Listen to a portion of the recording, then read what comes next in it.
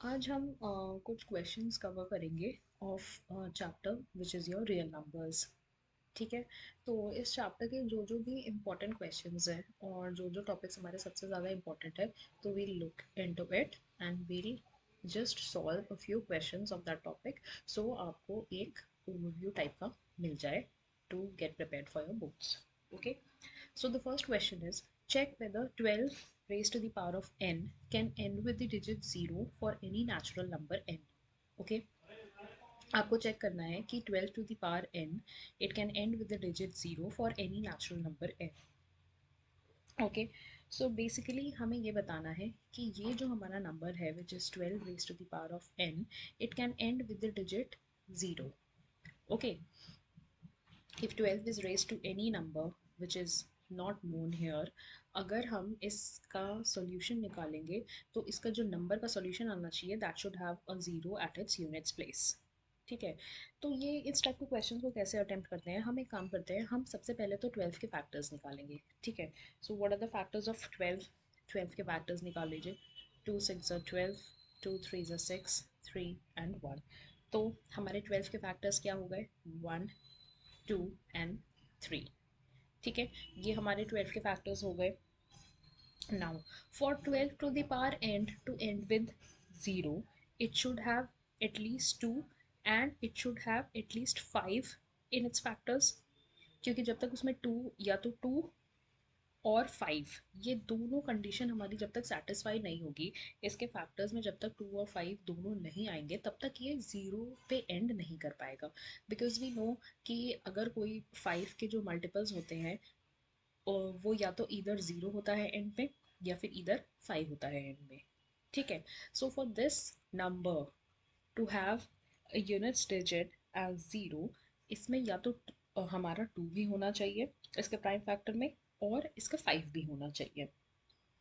ठीक है। तो एक सिंगल मल्टीपल ऑफ 5 तो होना ही चाहिए, this is the least requirement. एक मल्टीपल ऑफ 5 मतलब 0 आने के लिए एक 2 का मल्टीपल होना चाहिए, एक 5 का मल्टीपल होना चाहिए। जब तक 5 का मल्टीपल नहीं होगा तब तक ये 0 से एंड तो नहीं कर सकता। ठीक है। 0 से एंड तब तक ये नहीं कर सकता जब तक इसका 5 से मल्टीपल नहीं होगा।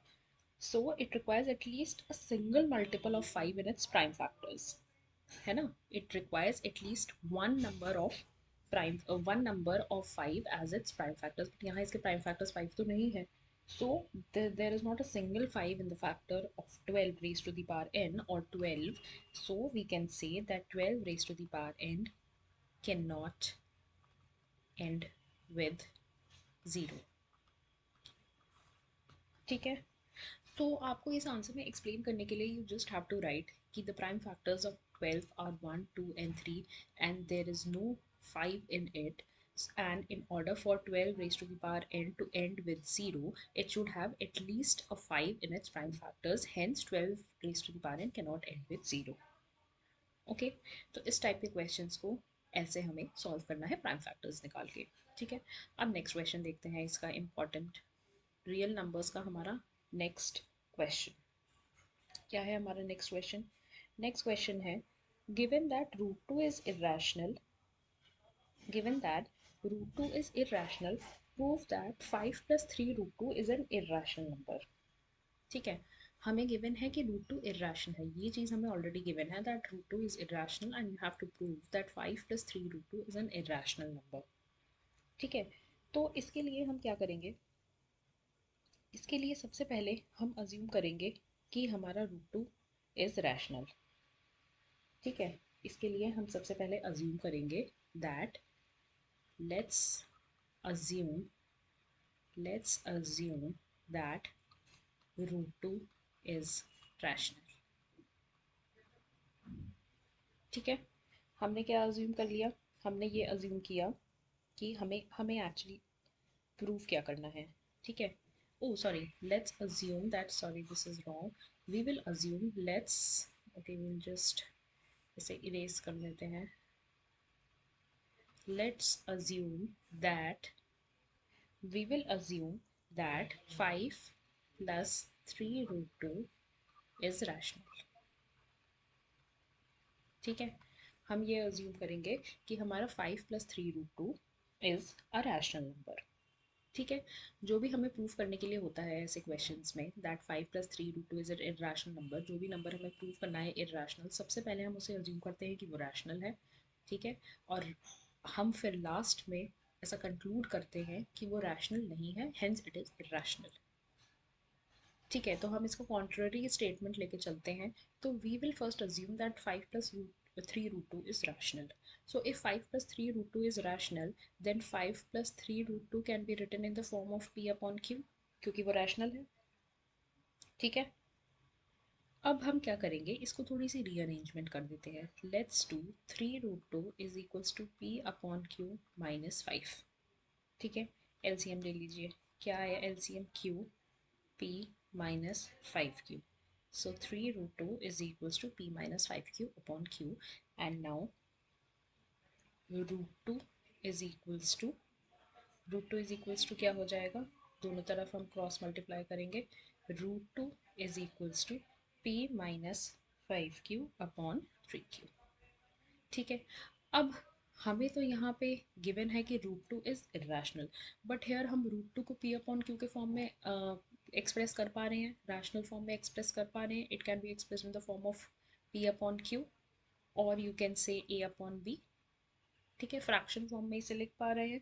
ठीक है, but we already know that √2 is irrational from the question, but यहाँ पे तो ये रैशनल आ रहा है। तो this leads to a contradiction that 5 + 3√2 is not rational. 5 + 3√2 is not rational, क्योंकि इसका ये मतलब है कि हमने जो अज्यूम किया था वो गलत है। ठीक है, तो हेंस इट इज इरेशनल। ठीक है, तो ये कॉन्ट्रोडिक्शन मेथड से हम सॉल्व करते हैं इस टाइप के क्वेश्चंस। ठीक है, अब एक नेक्स्ट इम्पॉर्टेंट क्वेश्चन देख लेते हैं क्या है। यस, नेक्स्ट इम्पॉर्टेंट क्वेश्चन है ये। If HCF of 336 and 54 is equals to 6, find the LCM of 336 and 54। हमें 336 और 54 का HCF गिवन है और हमें इसका LCM निकालना है। ठीक है, तो we know that HCF into LCM of two numbers is equals to product of the numbers, product of those numbers, product of numbers. H C F into L C M is equals to product of those numbers. ठीक है, तो H C F कितना given है हमें, ये हमें formula पता है। ये फॉर्मूला हमारा काफ़ी इंपॉर्टेंट फॉर्मूला है जो हमें पता है। ठीक है, तो एच सी एफ कितना है हमारा 6, एल सी एम हमें फाइंड करना है और प्रोडक्ट ऑफ टू नंबर्स क्या हो जाएगा हमारा 336 इंटू 54। ठीक है, तो एलसीएम, इस फॉर्मूले से एलसीएम कैसे आएगा, 336 इंटू 54/6। तो हम जब इसको सॉल्व करेंगे तो एलसीएम हमारा आ जाएगा 3024। तो LCM of therefore LCM of 336 and 54 is 3024। ठीक है, it is very simple, you just have to apply the formula. Okay, अब नेक्स्ट क्वेश्चन सॉल्व करते हैं। नेक्स्ट इंपॉर्टेंट क्वेश्चन है हमारा, show that 5 × 11 × 17 + 17 is a composite number.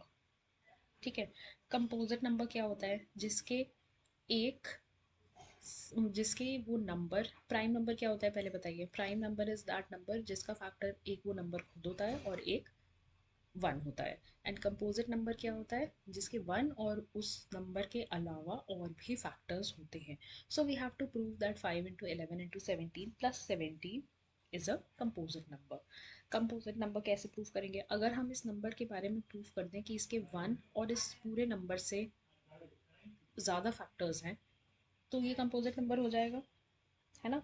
तो what we'll do, हमारे पास number क्या है, 5 × 11 × 17 + 17। ठीक है, तो हम क्या करेंगे, थोड़ा सा रीअरेंजमेंट कर देते हैं। इन दोनों, ये दो पार्ट्स हैं हमारे, इन दोनों से 17 कॉमन ले लेते हैं। 17 कॉमन ले लेंगे तो क्या बचेगा, 5 × 11 + 1। ठीक है, 5 × 11 + 1 सॉल्व करते हैं, कितना हो गया, 11 5 से 55 + 1 कितना हो जाएगा, ये हमारा हो जाएगा 17 × 56। ठीक है, अब इसके 1 और उस नंबर से ज़्यादा फैक्टर्स आ रहे हैं, 17 भी फैक्टर आ रहा है, 56 भी फैक्टर आ रहा है। Apart from this and this whole number जिसका हमें नहीं पता है कि आंसर क्या है, बट वी नो कि इनको मल्टीप्लाई करेंगे और फिर 17 ऐड करेंगे तो कुछ कुछ नंबर आ जाएगा। तो इसके फैक्टर्स 17, 56, 1 और ये नंबर खुद है ना। तो इसके 1 और इस नंबर खुद से ज़्यादा फैक्टर्स आ रहे हैं तो it is a composite number. ठीक है, तो इसके लिए आपको कंपोजिट नंबर की डेफिनेशन याद होनी चाहिए कि what is a composite number. Okay, अब नेक्स्ट क्वेश्चन करते हैं। नेक्स्ट क्वेश्चन है हमारा the ratio of LCM and HCF of the least composite number and the least prime number is। Multiple choice question है हमारा। हमें पता करना है कि least composite number, yes, least composite number and the least prime number का ratio क्या होगा। ठीक है, तो इसके लिए क्या करेंगे, सबसे पहले तो आपको पता होना चाहिए कि लीस्ट कंपोजिट नंबर क्या है। लीस्ट कंपोजिट नंबर हमारे पास क्या होता है, least composite least composite number होता है हमारा 4। ठीक है, क्योंकि हमारा 2, 3 इज प्राइम। ठीक है, और लीस्ट प्राइम नंबर क्या होता है, लीस्ट प्राइम नंबर हमें पता है, और लीस्ट प्राइम नंबर इज 2। ठीक है, तो इसका हमें ratio of LCM and HCF बताना है। ओके, तो एलसीएम ऑफ 4 एंड 2 कितना हो जाएगा, एलसीएम ऑफ 4 एंड 2 तो हो जाएगा 4, और HCF ऑफ 4 एंड 2 कितना हो जाएगा, HCF ऑफ 4 एंड 2 हो जाएगा हमारा 2। तो रेशियो हमारा निकल जाएगा, ratio of LCM upon HCF। LCM कितना है हमारा 4, HCF कितना है हमारा 2, तो रेशियो कितना हो जाएगा हमारा 2:1। तो हमारा सी ऑप्शन सही हो जाएगा। ओ सॉरी, हमारा बी ऑप्शन सही हो जाएगा। ठीक है, इट इज़ वेरी सिंपल। इसमें बस आपको बताना चाहिए कि हमारा लीस्ट कंपोजिट नंबर क्या है और लीस्ट प्राइम नंबर क्या है। ठीक है, अब आ जाते हैं नेक्स्ट क्वेश्चन पे। नेक्स्ट क्वेश्चन जो कि काफ़ी इंपॉर्टेंट क्वेश्चन है। नेक्स्ट क्वेश्चन है हमारा, two numbers are in the ratio 2:3। ठीक है, दो नंबर्स हैं जिनका रेशियो है 2:3। If their LCM is 180, find the HCF of the numbers. हमें HCF बताना है दो नंबर्स का जिनका रेशियो गिवन है 2:3, तो उनका LCM इज 180, तो उसका HCF कितना होगा। ठीक है, तो what we will do, we will assume let the numbers be 2x and 3x। ठीक है, अज्यूम कर लिया कि वो नंबर्स हैं 2x और 3x। LCM कितना गिवन है इसका, LCM है हमारा 180। अब इन दोनों नंबर्स में से देखेंगे कि इनका LCM कितना लगेगा। अगर 2x और 3x का हम LCM निकालेंगे, LCM of 2x and 3x is 180। यही मतलब है इसका। 2x और 3x का LCM निकालेंगे तो क्या आएगा, वो आएगा 2 इंटू 3 इंटू एक्स। ठीक है, साइड में निकाल के देख भी सकते हैं।